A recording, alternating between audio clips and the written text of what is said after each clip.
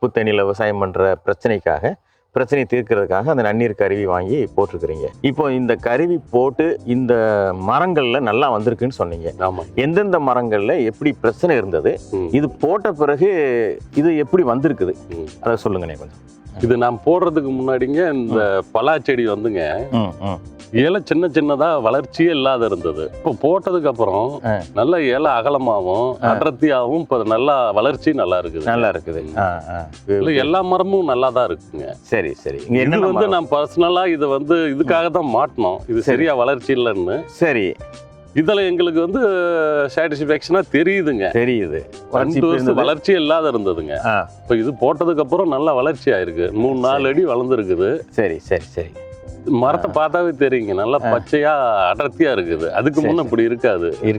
இப்போ நல்லா இருக்கு. இதுதான் வந்து அவர் 2 வருஷம் ஆச்சுங்கிறாரு. இந்த 2 வருஷத்துல வந்து வளர்ச்சியே இல்லாதது இந்த டிவைஸ் போட்ட உடனே இந்த 8 மாசத்துல வந்து நல்ல வளர்ச்சி வந்திருக்குதுங்கிறாரு. இதுல பலா மரம் எத்தனை மரம் இருக்குங்க? பலா மரம் நம்ம கிட்ட 200 மரம் இருக்கு. 200 மரம் இருக்கு. இது உங்களுக்கு ஒரு நல்ல ஒரு திருப்திகரமான மாற்றம். ஆமா. ஒன்றும் செய்யலை, பைப்ல மட்டும் கருவி மாட்டியிருக்கோம், ஓடிக்கிட்டு இருக்கு.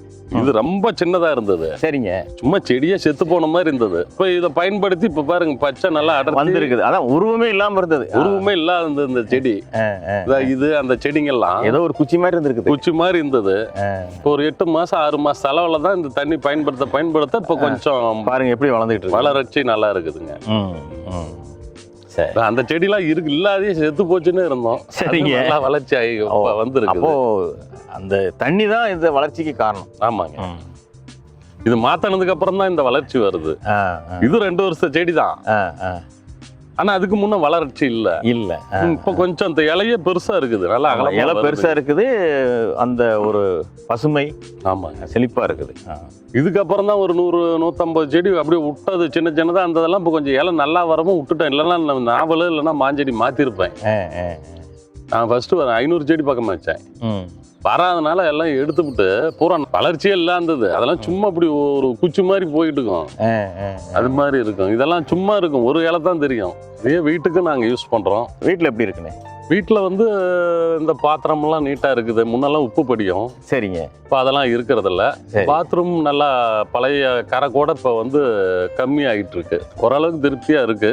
உப்பு படிக்கிறதில்ல எதுலையும். துணி வாஷ் பண்ணுறதுல அது நல்லா நுர வருது. நல்லா இருக்கு. வாஷிங் இப்போ நல்லா பண்ணுறதுக்கு, குளிக்கிறதுக்கு நல்லா இருக்குது. வீட்டுக்கு, காட்டுக்கு, எல்லா ஆட்டுக்கு, மாடு எல்லாத்துக்குமே இதை பயன்படுத்துகிறோம்.